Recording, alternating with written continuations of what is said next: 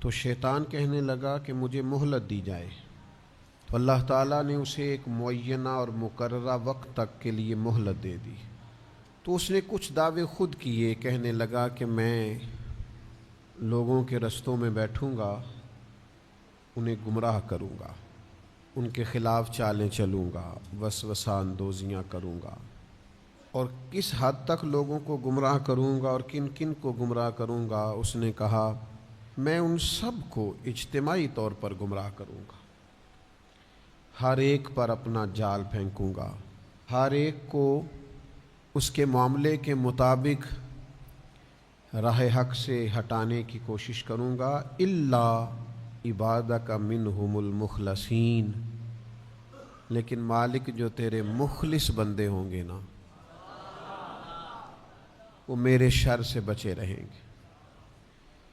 دنیا میں ہر طرف شیطانی وساوس پھیل چکے، چاروں جانب فتنے، گمراہ کرنے والی باتیں، گمراہ کرنے والے رستے، ہر طرف منفی باتوں کا زور، بری باتیں بھی لوگ اتنی مسجع، مکفّہ اور خوبصورت کر کے کرتے ہیں کہ بہت بڑے جھوٹے بھی سچے محسوس ہوتے ہیں معاذ اللہ۔ بہت کم لوگ ہیں جو اس گمراہی سے بچتے ہیں۔ وہ کون ہیں؟ ان کی ایک ہی تعریف قرآن مجید نے بیان کی کہ وہ اللہ کے مخلص بندے ہیں۔ جتنا کسی کے اندر اخلاص ہوتا ہے، جتنا وہ تصنع سے بچتا ہے، جتنا وہ دکھلاوے سے بچتا ہے، جتنا وہ شہرت سے بچتا ہے، جتنا کوئی شخص اپنے اعمال کو چھپا کر اپنی نیکی کو محض اپنے رب کریم کے لیے کرنے کی کوشش کرتا ہے، اتنا ہی زیادہ وہ شیطان کے داؤ سے بچتا ہے۔ آپ جتنا مخلص ہوتے جائیں گے، جتنا خالص ہوتے جائیں گے، جتنا آپ تصنع سے، دکھاوے سے، ریاکاری سے، بناوٹ سے، شہرت سے بچتے جائیں گے، تو یہ مت سمجھیں کہ آپ ریاکاری سے بچ رہے ہیں، دکھاوے سے بچ رہے ہیں، شہرت سے بچ رہے ہیں، بلکہ سمجھیں کہ آپ شیطان سے بچ رہے ہیں۔ وہ مزین کر دے گا نگاہوں کے سامنے، وہ تعریف کو مزین کر دے گا۔ جب مخلص ہو جاتا ہے نا، تو اس کے دل سے موت کا خوف نکل جاتا ہے، ڈرا ڈرا، سہما سہما، خوف زدہ، بیماری نہ آ جائے، گھر نہ ہو جائے، فلاں نہ ہو جائے، فلاں نہ چلا جائے، موت کا خوف مخلصین کے دلوں سے نکل جاتا ہے۔ یعنی ہر روز حضرت عمر دعا مانگتے تھے، یا اللہ اپنے رستے میں شہادت کی موت عطا فرما۔ یعنی سیدنا خالد ابن ولید ساری زندگی ڈھونڈتے رہے کہ مجھے شہادت نصیب ہو جائے۔ حضرت سعد بن عبادہ رضی اللہ تعالیٰ عنہ، حضرت مقداد رضی اللہ تعالیٰ عنہ، حضرت عمار ابن یاسر رضی اللہ تعالیٰ عنہ شہادت کی آرزو مند تھے۔ یار کسی کا جان دینے کو بھی دل کرتا، یعنی میں مر ہی جاؤں، نہیں میری جان ہی چلی جائے۔ بچے بھی نظر آتے تھے، ان کو گھر بھی نظر آتا تھا، ان کو اپنے جائیدادیں، زمینیں، باغات بھی ان میں سے بہت سارے لوگ رکھتے تھے، پھر بھی دل کرتا تھا کہ جان پاویں نہ جان میرے محبوبہ، میں تے لگیاں توڑ نبھیساں، راہ تیرے وچ رول کے مرساں، تے قدم نہ پچھاں ہٹیساں، شہر تیرے دے ٹکڑے منگساں، تے تیرے کتیاں دے پیر چمیساں، تے اعظم جان امانت تیری، تو جدو منگ سیں میں پیش کرے ساں۔ مخلص بندے کا دل کرتا ہے، مخلص کا کہ جان دے دوں۔ جب آپ مخلص ہی نہیں ہیں، پھر تو زندگی سے پیار ہے، پھر تو مرنے سے خوف ہے، پھر تو ڈر لگ رہا ہے۔ تو اخلاص یہ ساری آسانیاں انسان کی زندگی میں لے آتا ہے۔ شرط یہ ہے کہ نماز پڑھے تو مخلص ہو کر، روزہ رکھے تو مخلص ہو کر، صدقہ دے تو مخلص ہو کر، کسی کے ساتھ تعلق بنائے تو مخلص ہو کر، کسی سے پیار کرے تو مخلص ہو کر، کسی سے ملنے جائے تو مخلص ہو کر، کسی کو گھر بلائے تو مخلص ہو کر، کسی سے لین دین کرے تو کوئی دنیاوی درمیان میں کسی قسم کا بھی۔ حضرت معاذ ابن جبل کہتے ہیں میں یمن جا رہا تھا، اور یہ میری نبی پاک علیہ السلام سے وہ ملاقات تھی جو آخری تھی۔ چونکہ جب میں واپس آیا تو حالت یہ تھی کہ سرکار کا وصال ظاہری ہو چکا تھا، اور حضور نے مجھے کہہ کے بھیجا تھا، ارشاد فرمایا تھا کہ جب تو لوٹے گا تو میری قبر کے پاس سے گزرے گا۔ فرماتے میں جب جا رہا تھا تو میری آخری ملاقات تھی، اس وقت حضور نے مجھے جو نصیحتیں فرمائیں تو ایک نصیحت یہ فرمائی، مخلص ہو کر عمل کرنا۔ مخلص ہو کر کیا گیا تھوڑا عمل بھی اللہ کی بارگاہ میں زیادہ درجہ پا جایا کرتا ہے۔ تصنع نہ ہو، ریاکاری نہ ہو، بناوٹ نہ ہو۔ میں اللہ کے گھر میں بیٹھا ہوں، مجھے اپنے مرشد سے محبت نہیں، عشق نہیں، میرے پاس کوئی لفظ ہی نہیں ہے جو میں ان کے بارے میں استعمال کروں، وہ میرے پاس جملہ ہی نہیں ہے جو میں کہہ سکوں۔ میں کیسے کسی کو بتاؤں کہ میں ان کے جو گلی سے گزرنے والے بچے تھے اور جوان تھے اور مسافر تھے، وہ بھی بھلے لگتے تھے کہ محبوب کی گلی سے گزرتے۔ میں تو اس شخص کے بھی ہاتھ چوما کرتا تھا جو وہاں برچی خانے میں لنگر پکاتا تھا کہ یار تو قریب تو رہتا ہے نا، تو بار بار دیکھ جنا نے دل بر جانی ڈٹھاؤ اکھیاں ہی تک لئیے۔ وہ کیا بتائیں کہ اندر کیا ہے، روح کیسے مچلتی ہے۔ زندگی بھر جرت نہیں ہوئی کبھی پاس بیٹھنے کی، ساتھ والی کرسی پہ براجمان ہونے کی، ساتھ ہو کے فوٹو کھنچوانے کی۔ پتہ نہیں کہاں سے جرتیں آئی ہیں لوگوں میں، کہاں سے مزاج بنے ہیں، یہ کون سا نیا رنگ دنیا میں آیا۔ میں ریاکاری نہیں کہہ رہا، لیکن خدا کے بندو، میرے لیے اتنی لوگوں نے دعائیں کی ہیں، اتنی دعائیں کی ہیں کہ میں سوچ نہیں سکتا۔ مجھے کسی دوست نے ایک دفعہ پوچھا تھا زندگی میں کمایا کیا اور جمع کیا کیا، تو مجھے علامہ قمر الزمان اعظمی کی بات یاد آئی۔ وہ کہا کرتے ہیں ہم نے زندگی میں نا محبت کمائی ہے اور دعائیں جمع کر کے رکھی ہیں۔ محبت کمائی ہے اور دعائیں جمع کر کے رکھی ہوئی، اتنی ہیں اللہ کے فضل سے کہ کہیں مشکل آ جاتی ہے تو کوئی نہ کوئی دعا اٹھ کے سامنے آ جاتی ہے اور سارے مسئلے حل کر جاتی ہے۔ دعائیں محافظ بن کے، پہرے دار بن کے ساتھ رہتی۔ تو اخلاص، للہیت، پیار، خلوص، یہ آپ کو طاقتور کر دے گا۔ آپ کے اندر وہ خاص جذبہ پیدا ہو۔ یار آپ اس بات کو سمجھتے نہیں کہ فاروق اعظم چہرے پہ کپڑا ڈال کے کیوں گھومتے تھے مدینے کی گلیوں میں؟ کیوں؟ عمر کسی سے ڈرتے تھے؟ کوئی روک سکتا تھا جناب عمر کو؟ کپڑا اس لیے ڈال کے چلتے تھے کہ وہ دکھانا نہیں چاہتے تھے میں مدینے کی گلیوں میں حضور کی امت کا دھیان رکھنے کے لیے نکلا ہوں، وہ بتانا نہیں چاہتے تھے۔ وہ حضرت ابوبکر صدیق جس بوڑھی مائی کا گھر میں جا کے کام کر کے آتے تھے، اس کا تو بچہ ہی کوئی نہیں تھا، تو ووٹ کہاں سے ہونا تھا؟ اس کے تو گھر میں کھانے کو روٹی نہیں تھی، تو اس نے دینا کیا تھا؟ لیکن وہ اخلاص تھا نا کہ امیر المومنین سحری کے وقت اٹھتے تھے اور تہجد پڑھنے سے پہلے بوڑھی کے گھر میں جھاڑو دے کے آتے تھے۔ سچ بتاؤ، دیا جا سکتا ہے؟ آج یہ کام ہوتا ہے؟ اتنی ہمت ہے کسی کے پاس کہ وہ کسی بوڑھی بیمار اور نابینا عورت کے گھر میں جا کے جھاڑو دے، اس کے برتن دھوئے، اس کے لیے پانی بھر کے لائے؟ یہاں تو لوگ ایک نیکی کرتے ہیں تو کہتے ہیں ابھی تک فیس بک پہ کیوں نہیں آئی، ابھی تک جناب وہ واٹس ایپ گروپوں میں شیئر کیوں نہیں ہوئی، ابھی تک فلاں مقام پہ کیوں نہیں گئی؟ تو اخلاص بہت بڑی نعمت، اخلاص کو کبھی نہ چھوڑیں۔ نبی پاک صلی اللہ تعالی علیہ وسلم نے فرمایا، یہ حدیث پاک آپ نے بھولنی نہیں۔ حضور فرماتے ہیں جو شخص اس حال میں دنیا سے رخصت ہوا نا کہ وہ اللہ تعالیٰ کے لیے اخلاص پر تھا، اللہ کی عبادت میں کسی کو شریک نہیں ٹھہراتا تھا، نماز پڑھتا تھا، زکوٰۃ دیتا تھا اور مخلص تھا، وہ اس حال میں دنیا سے گیا، تو سمجھو جب وہ رب کے حضور حاضر ہوگا تو اللہ تعالیٰ اسے راضی ہوگا، وہ اپنے رب کو راضی پائے گا۔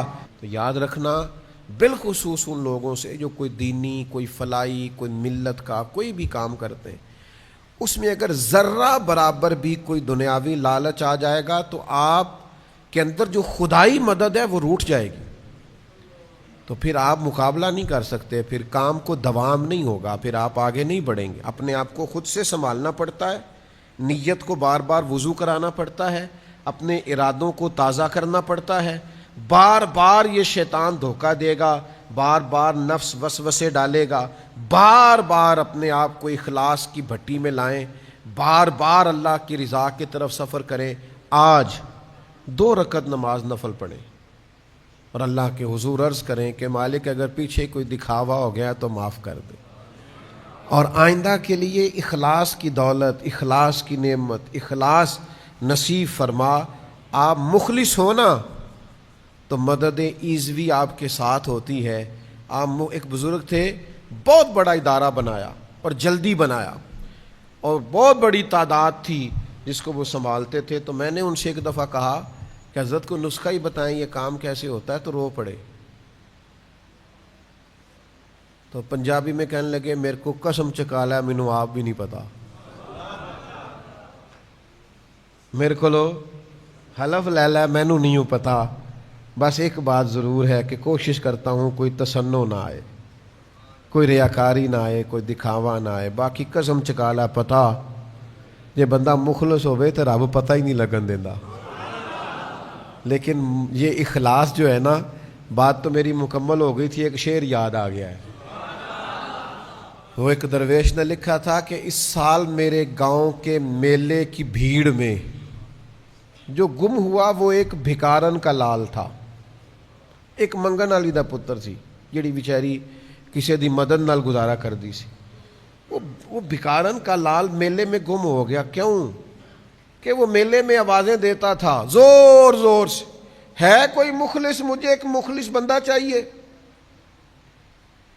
ایک مخلص بندے کا سوال ہے، ایک مخلص دوست کی ضرورت ہے، ایک مخلص ہمدرد کی ضرورت ہے۔ وہ پڑ جاتی ہے بھائی، کبھی کبھی مخلص، ایک مخلص کی لوڑ پڑ جاتی، ایک ہو بس، ایک مخلص کی۔ جس دور میں بچے بھی باپ کی عزت اس لیے کرتے ہوں الا ماشاءاللہ کہ باپ امیر ہے کہ نہیں، اس دور میں الا ماشاءاللہ سارے نہیں لیکن اکثر جگہوں پہ ایسا ہوتا ہے کہ ابا امیر ہے تو اس کی عزت بھی زیادہ ہے، اور اگر کچھ کر نہیں سکا تو کہنے تسی ساڈے لئی کیتا کی ہے۔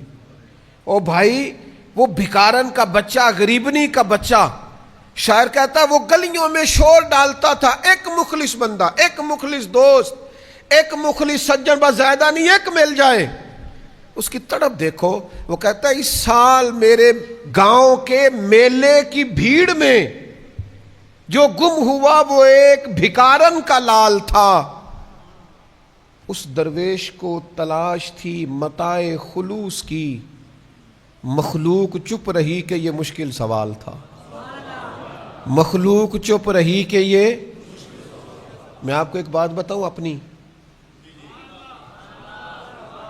مجھ سے کچھ شخص پوچھے نا کہ آپ نے زندگی میں تھوڑا بہت جو کام کیا ہے، جو کامیابیاں کی ہیں، تو وجہ کیا ہے؟ تو میرے پاس ایک ہی جواب ہے، میرے دوست مخلص ہیں، بس اس کے علاوہ کچھ نہیں۔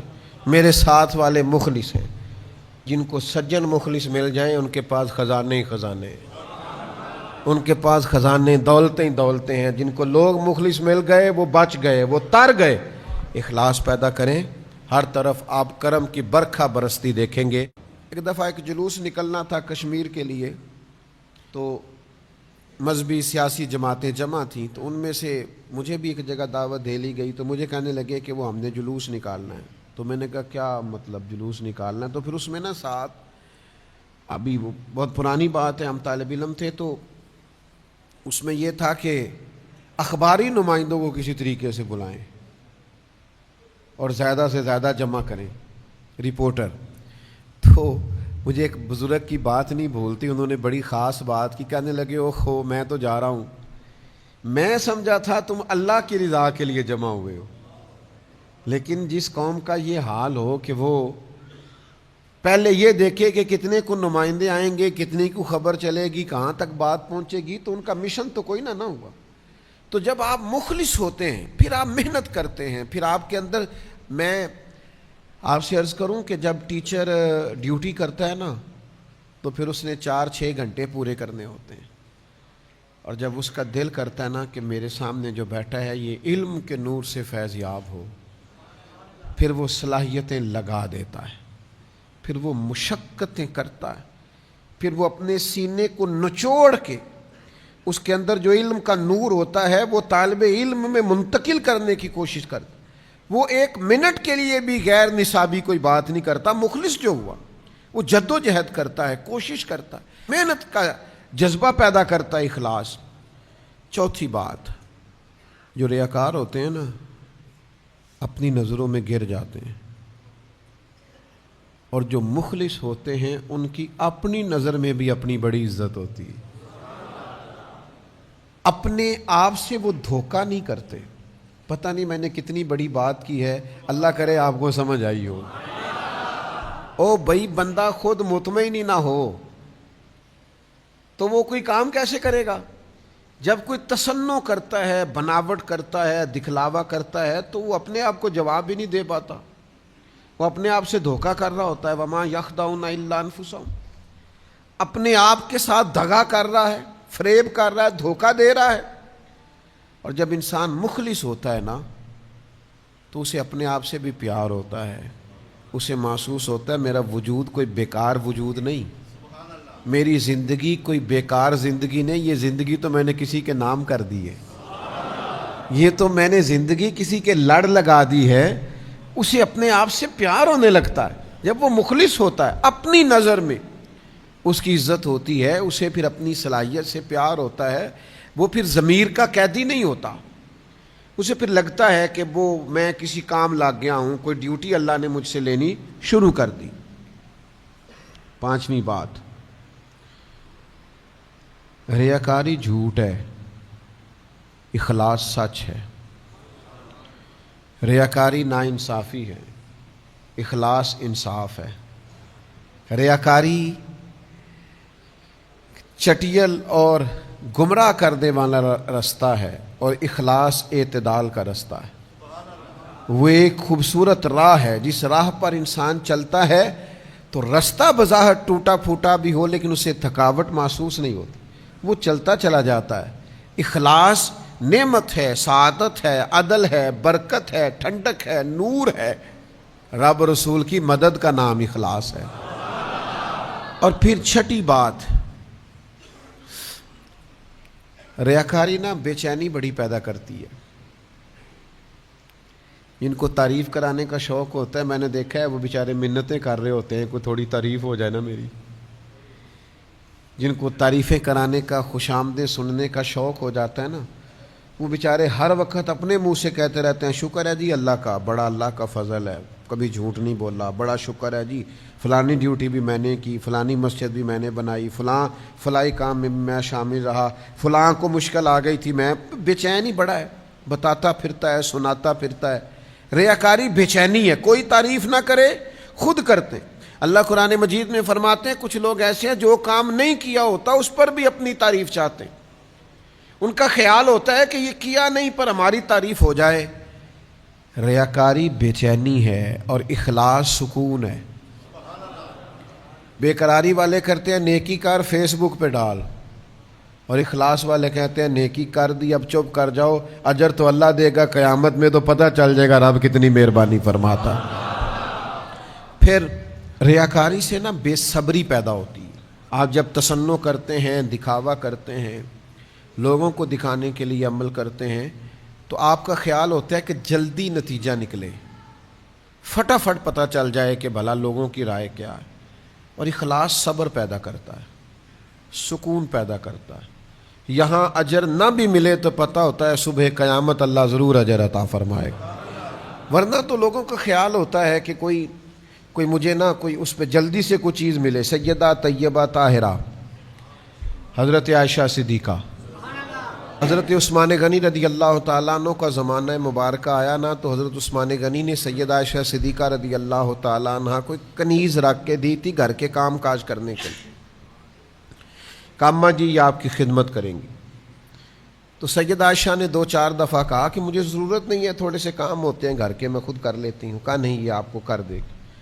تو وہ کنیز کہتی ہے میں نے عجیب نظارہ دیکھا کہ سیدہ عائشہ کھانا پکانے کھڑی ہوتی نا تو ایک روٹی میری بھی پکا دیتی، وہ کوئی دودھ گرم کرنے کے لیے کھڑے ہوتی تو ایک پیالی مجھے بھی گرم کر دیتی۔ میں ان سے کہتی کہ میں قربان جاؤں، آپ کی خدمت کے لیے آئی ہوں، آپ الٹا۔ مجھ سے کبھی کوئی کام انہوں نے نہیں لیا۔ ہاں جب کوئی دروازے پر کچھ مانگنے آتا نا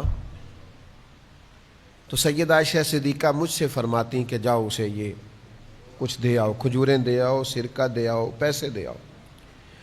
تو میں ان کی خدمت میں عرض کرتی کہ اماں جی یہ کام تو لوگ پہنچ کے کرتے ہیں بانٹنے والا، تو آپ باقی کے جو گھر کے اندر کے چار دیواری کے کام ہیں وہ مجھے کرنے نہیں دیتی ہیں، اور یہ جو باہر کا کام ہے یہ آپ مجھ سے فرماتی ہیں تو دے آؤ، تو وجہ؟ تو حضرت عائشہ صدیقہ رضی اللہ تعالیٰ عنہ فرماتی ہیں کہ جب بندہ کسی کو کچھ دیتا ہے تو وہ شکریہ بھی تو ادا کرتا ہے نا، تو میں چاہتی ہوں وہ شکریہ بھی تیرا ہی ادا کر جائے، میں نے جو بھی اجر لینا ہے محض اپنے رب کریم سے ہی لینا ہے، وہ تیرا شکریہ ادا کر جائے، تجھے کہہ جے تو نے دیا ہے، اس کی نظر میں یہ ہو کہ یہ تو نے کیا ہے کام۔ اس طرح کا جب اعلیٰ ترین جذبہ پیدا ہوتا ہے تو مجھے بتائیے پھر کو بے صبری ہوتی ہے کہ تعریف ہو میری، پھر کو بے چینی دل میں پیدا ہوتی ہے؟ آپ اطمینان قلبی اور سکون محسوس کرتے ہیں جب آپ کا اس طرح کا رویہ ہوتا ہے۔ یاد رکھیے گا کچھ چیزیں، بہت ساری چیزیں سامنے رکھ کے نچوڑ بیان کیا جاتا ہے، یہ آپ غور کریں کہ عرض کر رہا ہوں، جب بندہ بار بار نفس کو تسکین ملے گی، بار بار آپ محسوس کریں گے کہ میری تعریف ہو رہی ہے اور ہونی چاہیے، میری خوشامد ہو رہی ہے اور ہونی چاہیے، لوگ میرے لیے کیا کیا مناقب کہہ رہے ہیں اور ہونے چاہیے۔ اللہ کی رضا کا حصول یہ اخلاص کے اعلیٰ ترین مقاصد میں سے، اور ذرا سا بھی شائبہ اخلاص کس کو کہتے ہیں؟ اخلاص کا مطلب یہ ہوتا ہے کہ اللہ کی عبادت میں ذرا برابر بھی کسی کو شریک نہ ٹھہرایا جائے، یعنی کسی شخص نے روزہ رکھا ہے تو وہ اتنی نیت کرے گا کہ میرے رب کا حکم ہے تو میں نے روزہ رکھا ہے، اللہ کی رضا کے لیے روزہ رکھا ہے، اگر اس نے یہ ارادہ کیا نا چلو روزہ بھی ہو جائے گا اور میرا وزن بھی کم ہو جائے گا، تو یہ اخلاص نہیں ہے۔ کسی شخص نے نماز پڑھنی ہے اللہ کی رضا کے لیے، اور اگر وہ نماز اس لیے پڑھے کہ نماز ایک بہترین ورزش بھی ہے، اور جب میں نماز پڑھوں گا تو اس سے میرے اعضاء کے اندر بہتری بھی آئے گی اور میرے وجود کو اس سے اطمینان بھی نصیب ہوگا، اور میرا جسم جو ہے وہ بہترین حرکت کرنے لگے گا، کام کرنے لگے گا، تو یہ والی نیت شامل کرنا ساتھ درست نہیں ہے، محض اللہ کی رضا کے لیے۔ یعنی اس پر حدیث موجود ہے، ایک صحابی نے عرض کی یا رسول اللہ صلی اللہ تعالی علیہ وسلم، ایک شخص اس لیے جہاد کرتا ہے کہ وہ اسے اجر بھی ملے اور ساتھ اس کی شہرت بھی ہو جائے، سیاستہ میں حدیث موجود ہے۔ تو نبی پاک علیہ السلام نے فرمایا، اچھا یہ آپ اس حدیث کے لفظوں پر غور کریں، وہ عرض کرتے ہیں کہ محض شہرت کی نیت نہیں، اس کی نیت یہ ہے کہ جہاد بھی کر لوں اور شہرت بھی ہو جائے، یعنی دونوں نیتیں ہیں، اللہ کی رضا کی نیت بھی ہے لیکن ساتھ تھوڑی بہت شہرت کی نیت بھی۔ یا رسول اللہ اجر ملے گا؟ تو اللہ کے رسول نے دو ٹوک لفظوں میں فرمایا اس بندے کو کوئی اجر نہیں ملے گا۔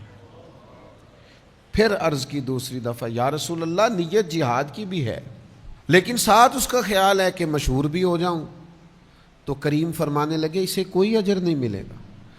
6 بار پوچھا، تیسری بار عرض کی یا رسول اللہ صلی اللہ علیہ وسلم نیت جہاد کی بھی ہے لیکن ساتھ خیال یہ ہے کہ میں شہرت بھی پا جاؤں، تو حکم کیا ہے؟ تو حبیب کریم علیہ الصلوۃ والسلام نے فرمایا حکم یہی ہے کہ اس بندے کو کوئی اجر نہیں ملے، خالص ارادے ہوں۔ اللہ اگر چاہتے ہیں فتنوں سے بچیں، اگر چاہتے ہیں اس دور کی گرد سے بچیں، اگر چاہتے ہیں اس دور کے اندر جس قدر زیادہ آزمائش ہوتی جا رہی ہے اور جس قدر زیادہ مختلف روپ دھار کر شیطانیت اپنا غلبہ کر رہی ہے، اس سے ہم بچیں، تو اس کا ایک ہی علاج قرآن مجید نے بیان کیا ہے کہ اللہ کی رضا کے لیے مخلص ہو جاؤ۔ اخلاص سے ملتا کیا ہے؟ جو لوگ مخلص ہوتے ہیں نا وہ بہادر ہوتے ہیں، بزدلی دور ہوتی ہے مخلص ہو جانے سے، انسان کا ذہن مضبوط ہوتا ہے، اعصاب مضبوط ہوتے ہیں، اس کے مزاج میں استقامت آتی ہے۔ جب آپ مخلص ہوتے ہیں تو پھر تو یہ حال ہوتا ہے کہ صحابہ میدانوں میں نکلتے تھے تو کوئی کہتا تھا کیا کرنے جا رہے ہو، تو کہتے تھے شہادت لینے جا رہے ہیں۔ وہ مرنے کو تیار تھے، جان دینے کو تیار تھے، وجہ مخلص تھے۔ حضرت انس بن نضر رضی اللہ تعالیٰ عنہ میدان احد کے اندر جب ایک خبر پھیلا دی گئی معاذ اللہ کے حضور کو شہید کر دیا گیا ہے اور کچھ لوگ بہت پریشان ہوئے اور ادھر ادھر ہونے لگے تو حضرت انس بن نضر آواز دیتے تھے اور فرماتے تھے ادھر آؤ نا واپس، تم کہاں جا رہے ہو؟ مجھے تو میدان احد سے جنت کی خوشبو آ رہی ہے۔ مخلص تھے تو دوڑتے تھے۔ بہادری پیدا ہوتی ہے انسان کے اندر سے، سستی اور کاہلی ختم ہوتی ہے اخلاص کی برکت سے۔ دوسری جو چیز اخلاص سے انسان کو ملتی ہے وہ یہ ہے کہ جو مخلص ہوتے ہیں نا ان کی اللہ مدد فرماتا ہے، انہیں تائید ایزوی حاصل ہوتی ہے، انہیں تائید باری تعالیٰ حاصل ہوتی ہے۔ جب آپ ریاکار ہیں، جب آپ تصنع کر رہے ہیں تو اس میں پھر ظاہر ہے آپ کی نیت ہی ریاکاری کی ہے، آپ لوگوں کو دکھاوے کے لیے کر رہے ہیں، تو آپ کیا توقع کرتے ہیں کہ اس میں اللہ کی مدد آئے گی؟ لیکن جب کوئی کام آپ کرتے ہی رب کے لیے ہیں، اور علیم بذات الصدور، رب جانتا ہے کہ میرے لیے لگا ہوا ہے، تو پھر اللہ مدد بھی بڑی فرماتا ہے۔ پھر اللہ تبارک و تعالی اسے تائید غیبی سے نوازتا ہے۔ پھر آپ کو محسوس ہوتا ہے کہ سارے رستے کھلتے جا رہے ہیں، آسانیاں ہوتی جا رہی ہیں، آسودگی ملتی جا رہی ہے، بہت ساری مشکل ترین وادیاں بھی آرام سے سر ہوتی جا رہی ہیں۔ اور پھر تیسری چیز جو اخلاص سے پیدا ہوتی ہے نا وہ یہ ہے کہ جو مخلص لوگ ہوتے ہیں نا ان کے اندر محنت کا جذبہ ہوتا ہے۔ آپ ایک کام کرتے ہیں اس میں اخلاص نہیں ہے تو آپ تھوڑا سا کریں گے، بھائی اتنا سا ٹھیک ہے، لوگوں کو پتہ چل گیا، میری حاضری لگ گئی، بس میں آ گیا، میری فوٹو چل گئی، بس کسی کو پتہ چل گیا لوگوں کو کہ میں آیا، وہ بھئی حاضری لگوانا مقصود ہے، با لگ گئی۔ لیکن جب آپ مخلص ہوتے ہیں تو اب حاضریاں نہیں لگواتے، پھر آپ ڈیوٹیاں دیتے ہیں۔ جب آپ مخلص ہوتے ہیں تو پھر آپ صرف فوٹو میں نظر نہیں آتے، پھر صبح و شام تک اور شام سے صبح تک آپ کا رویہ یہ ہوتا ہے کہ کسی بھی طریقے سے میں بھلا کیا خدمات پیش کر سکتا ہوں، میں کس حد تک آگے بڑھ کے اپنے صلاحیتیں دین کے لیے وقف کر سکتا ہوں، پیش کر سکتا ہوں۔ پھر مقصود فقط یہ نہیں ہوتا